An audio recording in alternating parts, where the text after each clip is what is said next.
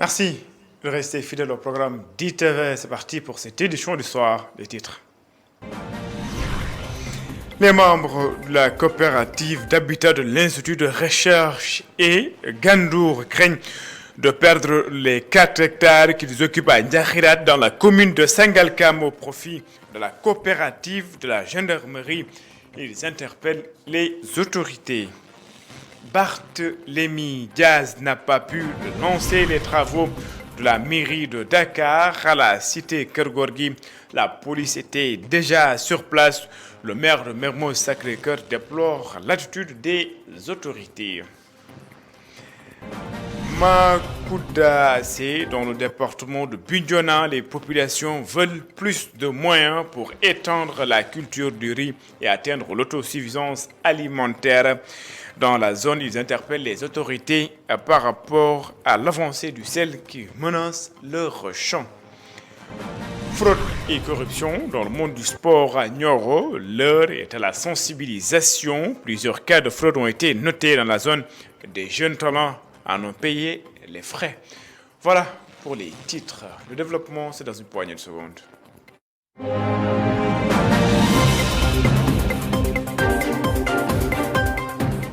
Bonsoir et bienvenue. Pas de visite de chantier pour Barthélémy Diaz. La police a devancé le désormais ex-maire de Dakar sur les lieux à la cité Keur-Gorgui. Le maire de Mermoz Sacré-Cœur déplore cette attitude des autorités. Les partisans de Barthélémy Diaz ne comptent pas baisser les bras. Ils vont poursuivre leur combat, disent-ils. Satou Diba et Seleman Diallo. Alors qu'il comptait effectuer une visite de chantier, 4 voitures de police étaient déjà sur place. Le désormais ex-maire de Dakar n'a pas pu effectuer sa visite de chantier au niveau du rond-point cité Keur-Gorgui. J'ai interpellé justement le responsable de la police qui m'a clairement signifié que le maire ne serait pas dans la possibilité ou dans les règles justement pour pouvoir procéder au lancement des travaux. Par rapport à cette situation déplorable que nous venons de vivre à l'instant, vous l'avez vu autour de nous ce déploiement, n'est-ce pas, donc de la police, n'est-ce pas, qui empêche au maire de la ville de Dakar de procéder au lancement des travaux pour le revêtement de la voirie urbaine au niveau de la cité Keur-Gorgui. Les chantiers que vous les visitez, Barthélémy Diaz évalué à 1,6 milliard de francs CFA. Nous savons tous qu'aujourd'hui, la cité Keur-Gorgui est devenue par la force des choses, n'est-ce pas, un hub de service. Et je pense que la ville, dans sa vision éclairée, n'est-ce pas, donc a lancé un vaste programme, n'est-ce pas, de revêtement de toute la voirie urbaine au niveau départemental. Parce que le véritable problème au niveau de la cité Keur-Gorgui, c'est un problème d'assainissement. Il fallait d'abord régler ce problème structurel avant de procéder justement au revêtement, n'est-ce pas, donc de la... Le maire de Mermoz Sacré-Cœur voit dans cette situation une tentative de liquidation de Barthélémy Diaz. Alioune Tall et compagnie ne comptent pas rester les bras croisés. Les coopératives d'habitat de l'Institut de recherche et du développement et Gandour risquent de perdre les 4 hectares qu'elles occupent à Ndiakhirat dans la commune de Sangalkam. Selon ses membres, le site en question est réclamé par un promoteur immobilier pour le compte de la gendarmerie nationale. Une situation inquiétante. Il lance un appel aux autorités pour que les attributaires puissent garder leurs biens. Voici El Haj Makoub Dour et les membres de la coopérative d'habitat de l'Institut de recherche et de développement. Il est ici au micro de Bab Karsek. Nous, ces terrains-là, nous en tout cas à l'IRD, on a acquis ça vers les années 2011. Et je pense que Gandour également, c'est dans la même période. Donc on a payé toutes les formalités, on a payé les ordres de Z. On a, dans nos papiers qui sont là, je vais vous montrer, vous allez voir qu'il y a les 2 signatures qui sont là. Donc la signature en tout cas du sous-préfet à l'époque et le président du conseil rural. Donc nous pensons détenir des papiers qui sont conformes. Mais un jour on se lève, et ça c'est depuis récemment, donc en 2022, ce qu'on a constaté, c'est qu'il y a un nommé Cheikh Faye, on peut le dire, hein, et qui en tout cas se lève pour dire que en tout cas, cette zone lui appartient. Et que du coup, il y a eu des travaux qui ont été effectués, il y a des personnes qui sont en difficulté, aussi bien du côté de l'IRD, mais également du côté de Gandour, et qui se sont débrouillés, qui ont en tout cas fait des investissements ici. Il y a eu des travaux, et ces travaux, vous voyez comment la situation se fait. Donc il y a des personnes qui sont venues, qui sont venues avec des équipements et qui sont en train en tout cas de gâter tout ce qu'on avait fait dans le site. Et c'est en 2022 qu'il paraît que par l'intermédiaire de Cheikh Faye, la gendarmerie est venue je ne sais pas par quels moyens, et en tout cas, ils disent que la zone les appartient et c'est leur droit. Donc nous qui n'avons pas beaucoup de moyens, qui n'avons pas beaucoup de difficultés, parce que comme je l'ai dit tout à l'heure, parmi notre association, il y a des personnes qui sont parties à la retraite, il y a des personnes qui sont en difficulté, il y a des gens qui n'ont pas de gros salaires, mais qui ont économisé pour en tout cas venir faire leur investissement ici, pour en tout cas avoir un toit pour loger leur famille. Vous savez comment ça se passe au Sénégal, et ça c'est une difficulté qu'on vit. Campagne de commercialisation de l'arachide, la Sonacos a alloué 3 milliards de francs CFA aux opérateurs sous forme d'une décision prise par El Hadj Ndane Diagne, le directeur général de la Société nationale de commercialisation des oléagineux du Sénégal. Et cet appui financier contribue à la mise en place et au développement des points de collecte afin d'éviter le bradage des récoltes dans les Loumans. C'est ce qu'a fait savoir le chef du service de la communication de la Sonacos.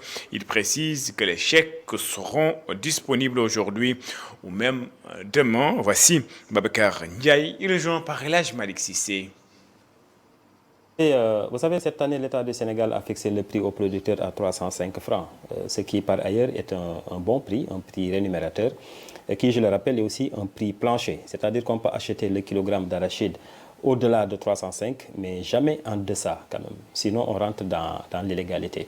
Malheureusement, vous verrez toujours des acteurs véreux s'amuser à pratiquer des prix totalement illicites parce qu'en deçà de 305 justement, ces gens-là poussent nos parents paysans, les producteurs, en quête de revenus immédiats à leur brader leur récolte dans les Loumans.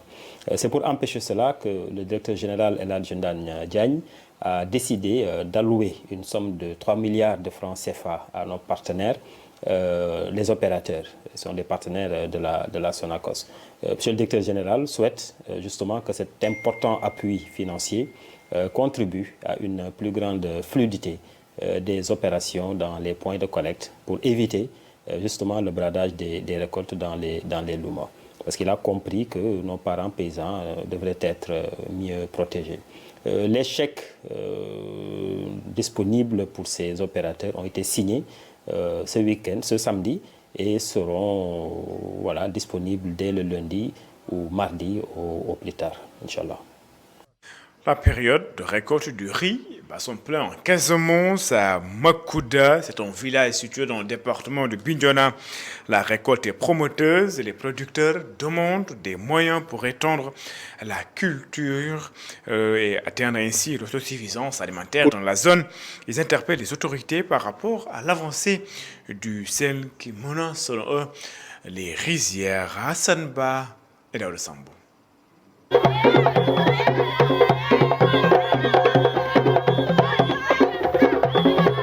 La récolte s'est déroulée dans une ambiance festive, animée par des chants, des pas de danse et le rythme des tam-tams. Les femmes en première ligne lors de cette récolte n'ont pas caché leur satisfaction face à l'abondance de riz dans cette rizière d'environ 2 hectares. C'est une immense satisfaction de récolter les aliments que l'on a cultivés soi-même. Le riz est de très bonne qualité et nous sommes vraiment ravis de le récolter et de le ramener à la maison. Le riz est très cher en magasin. Avoir du riz dans nos champs nous remplit de fierté.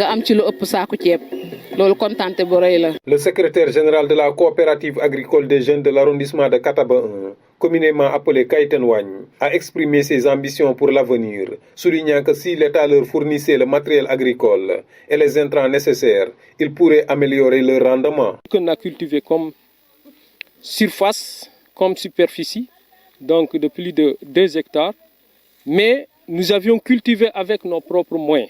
C'est-à-dire, chez nous ici, le Diola, il connaît que le Kajandou. Le Kajandou, quand même, c'est un outil qui est vraiment rudimentaire depuis nos arrière-parents. Et nous lançons un appel aujourd'hui donc, au gouvernement du Sénégal. Nous voulons dès l'année prochaine donc, qu'on nous dote des tracteurs, donc des moissonneuses et tout outil donc, qui va alléger aussi les travaux. Mamoudou Sambou, membre de la coopérative, a ajouté que pour mieux exploiter les terres, il serait essentiel de recevoir une formation spécialisée en agriculture. Pour avoir une bonne récolte, il faut d'abord que tu sais comment travailler. Il faut d'abord des formations, il faut que les gens soient formés dans l'agriculture. Après ça, après la formation, l'État nous doit des matériels qu'il faut. Parce qu'on ne peut pas citer ça et ça et ça, mais le matériel qu'il faut pour alléger l'agriculture. Cependant, un problème majeur persiste, l'avancée de la langue salée qui menace de détruire les terres cultivables. C'est une plaie que je veux qu'on nous soigne pour qu'on nous fasse des digues anti-sel ici à Makuda. Parce que le sel est en train de provoquer une chose qui est en train de nous réduire le travail. Parce que le sel est en train de menacer les rizières. C'est très bien la production, ça diminue très bien la production. On a tout abandonné, presque la majeure partie des rizières. Une digue traditionnelle a été érigée par la population locale, mais elle ne parvient plus à résister à la menace croissante de l'intrusion de l'eau salée.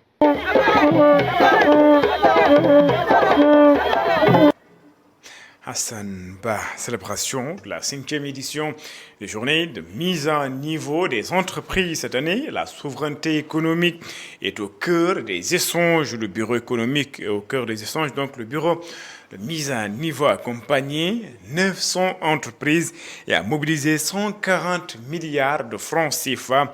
C'est pour améliorer la compétitivité des entreprises sénégalaises. C'est un compte rendu d'Elisabeth Grastine et de Moussa Dia. 20 ans d'existence, le Bureau de mise à niveau des entreprises au Sénégal a accompagné plusieurs entreprises et mobilisé des investissements et participé à la consolidation des emplois. Le programme de mise à niveau a permis d'accompagner en effet plus de 900 entreprises à travers le Sénégal, mobilisant 140 milliards de CFA en investissement et consolidant ou créant plus de 30 000 emplois. Ces résultats démontrent l'efficacité de ce programme pour moderniser les équipements, renforcer les compétences humaines, améliorer l'intégration des normes de qualité. Le Bureau de mise à niveau des entreprises a plusieurs ambitions. La structure envisage de tripler ces chiffres d'ici 5 ans.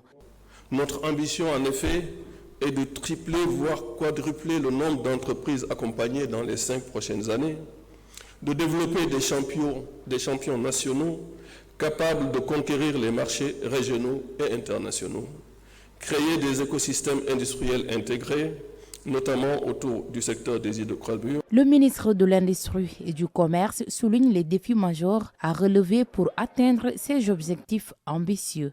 Nous devons, dans un contexte mondial marqué par une compétition accrue et des enjeux climatiques pressants, il est impératif de commencer à réfléchir sur 2 piliers fondamentaux, la production propre et l'efficacité énergétique. Nos entreprises devront adopter les processus de production respectueux de l'environnement. Après l'évaluation des 20 ans d'existence, cette 5e édition des journées de mise à niveau fixe un nouveau cap pour soutenir davantage les PME, en particulier celles situées en zone rurale.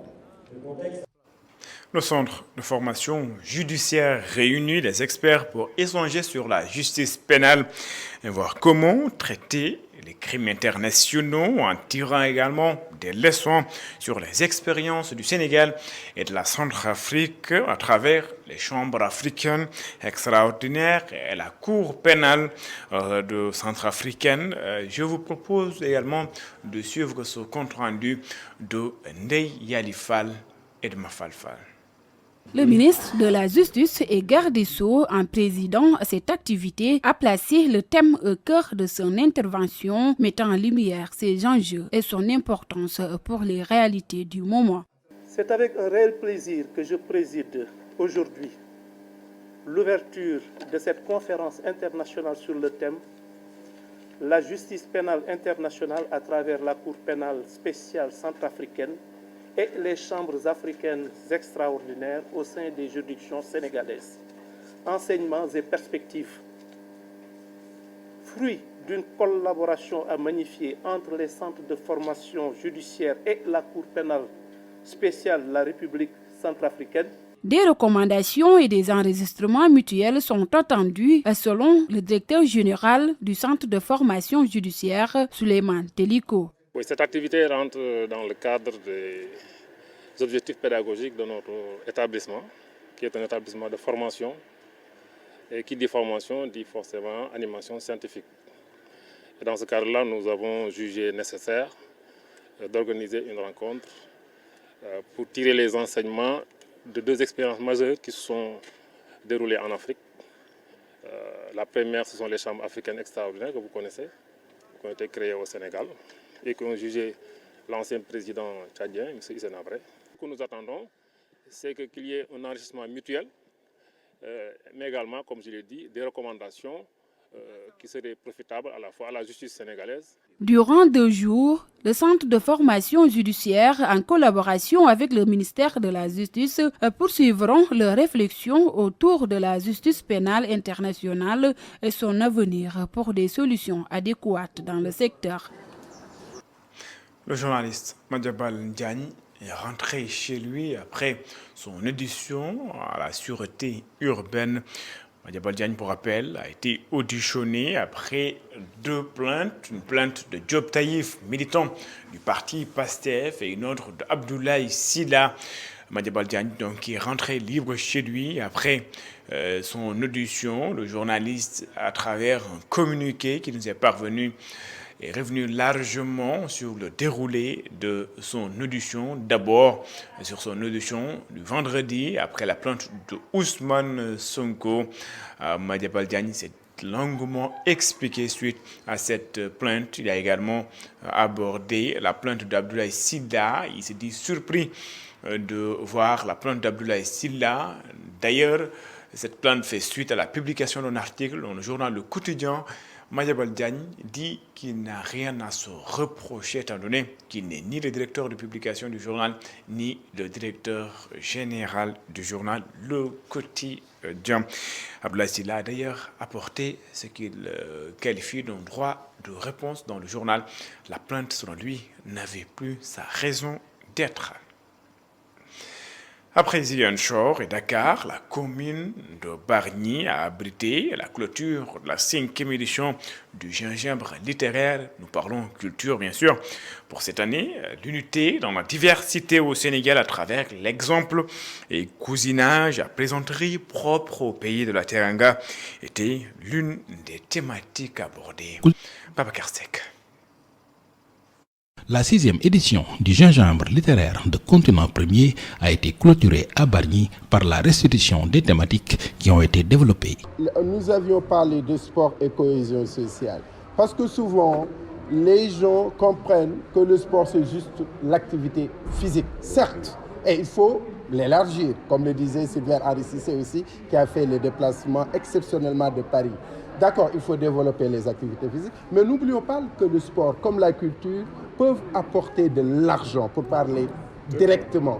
La synthèse du gingembre littéraire a été un moment de partage particulier avec les élèves de Bargny. Il s'agit véritablement d'un ancrage dans nos cultures et dans nos valeurs. Il faut également partager avec ces enfants par rapport à toutes ces sommités qui étaient là, leur expérience de la vie et également leur parcours. Ça peut être véritablement quelque chose de très probant pour nos jeunes élèves. Et je pense qu'ils ont beaucoup entendu, ils ont beaucoup appris. Et ça peut bien, ça peut être, n'est-ce pas, quelque chose, n'est-ce pas, de très formateur par rapport à ce que nous faisons d'habitude au niveau, n'est-ce pas, de nos établissements. Le panel sur le cousinage à plaisanterie a été un des moments forts de l'édition de cette année. Nous avons eu à échanger sur la parenté à plaisanterie, qui est un des socles de la République du Sénégal, parce que la nation sénégalaise a précédé la République. Et il y a des valeurs que nous devons préserver, que nous avons partagées avec nos enfants dans une démarche de construction, n'est-ce pas, de la nation. La 7e édition du gingembre littéraire de l'année prochaine portera sur la question de la migration et de la souveraineté dans l'agriculture. Babacar Seck, la Biennale Off se poursuit également à Rufisque. L'artiste Mama Sabara présente sa première exposition. L'artiste, à travers ses œuvres, a voulu ressortir la spiritualité que cache, dit-il, le corps humain. Explication. Je l'ai fait parce que le thème de la Biennale cette année m'a poussé à partager mon éveil avec mon public. Non, l'intitulé c'est la contemplation. Contemplation, lettres et mots du Coran. Voilà. Et je me suis rendu compte que d'abord, il faut passer par l'alphabet coranique. L'alphabet coranique est très intéressant et en rapport avec nos mains, nos 14 phalanges de la main droite, nos 14 phalanges de la gauche. Et donc le nombre vient avec l'alphabet, 14 et les lettres abajada. Et je me suis rendu compte qu'il y a une correspondance donc avec les 14 jours lunaires, 15e jour pleine lune. Donc qui dit pleine lune dit croissant lunaire. Et donc nous sommes aussi dans la cosmologie. Et nous sommes donc dans les nombres, nous sommes dans les lettres, nous sommes dans la cosmologie. Et dans mes lectures, je cherche à comprendre un peu toutes ces correspondances que le Coran essaie de nous faire, de nous donner pour notre croissance spirituelle. En sport, lutte contre la fraude et la corruption, le FNAC sensibilise les acteurs du monde du sport de Nioro, du RIP. Ces pratiques empêchent d'ailleurs certains talents du département de se retrouver dans le haut niveau. L'occasion a été saisie pour évoquer le manque d'infrastructures dans la région. Sekou Diallo et Astombaye. La corruption et la fraude au cœur du monde du sport au Sénégal. Et plusieurs facteurs peuvent expliquer cette situation. Maintenant, il y a trop de tricherie.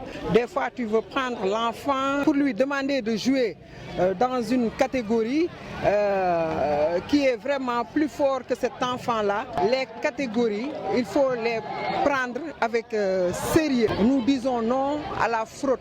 Nous disons non aussi à la corruption. Pour faire face à cette situation, la FNAC a organisé 2 jours de sensibilisation à travers des activités sportives à Nioro du RIP. Nous sommes venus à Nioro en relation avec les acteurs sportifs pour tenir une activité de sensibilisation en vue également de sensibiliser les acteurs sportifs mais également la population de Nioro sur les dangers de la fraude et de la corruption, sur notre économie, sur la vie en général.